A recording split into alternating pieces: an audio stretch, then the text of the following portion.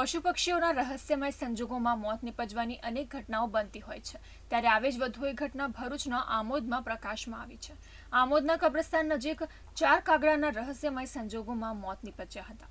આમોદના સ્થાનિક રહીશ ઇમરાનભાઈ કબ્રસ્તાનમાં સાફ સફાઈ કરી રહ્યા હતા, ત્યારે તેમની નજર સામે ઝાડ પરથી 3 થી 4 કાગડા નીચે પડ્યા હતા। ઇમરાનભાઈએ તેના પર પાણી છાંટી તેમનો જીવ બચાવવાનો પ્રયત્ન કર્યો હતો, જો કે કાગડાઓના મોત નિપજ્યા હતા। ત્યારે આ મામલે વન વિભાગ કાગડાના મોત કયા કારણથી નિપજ્યા છે તે અંગે તપાસ કરે તેવી માંગ કરવામાં આવી। અહીં મારું કબ્રસ્તાન છે, ત્યાં હું સાફ સફાઈ માટે આવેલો। વાળતા અચાનક મારે આંબલીનું ઝાડ છે, તે આંબલી પરથી ટપાટપ કરીને 3 કાગડા નીચે પડ્યા। એમની પર મેં પાણી નાખ્યું, બચાવવાની કોશિશ કરી પણ બચી ના શક્યા। ત્યાં કાગડા આગળ મૂકેલા છે।